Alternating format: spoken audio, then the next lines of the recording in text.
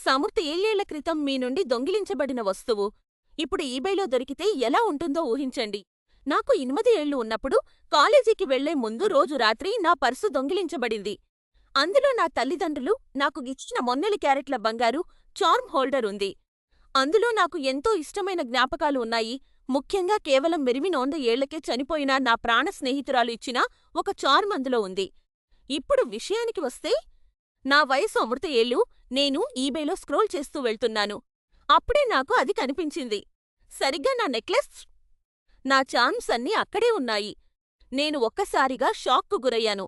కళ్ళ నుండి కన్నీళ్లు ధారగాహారెను. నేను ఆ అమ్మకందారుకు మెసేజ్ చేశాను, కాని దొంగిలించబడిన వస్తువును తిరిగి ఇవ్వాలంటే వారికి సరైన ఆధారాలు కావాలని చెప్పారు. దాదాపు 4 దశాబ్దాల క్రితం నా దగ్గర ఎలాంటి ఫోటోలు లేవు. అది నాకు ఒక నరకప్రాయమైన అనుభూతిని ఇచ్చింది. కేవలం యజమానికి మాత్రమే తెలిసే 3 రహస్య వివరాలను నేను వారికి వివరించడానికి ప్రయత్నించాను. అద్భుతం జరిగినట్లుగా ఆ అమ్మకందారు ఆ వస్తువును 2 వారాల పాటు హోల్డ్లో ఉంచారు.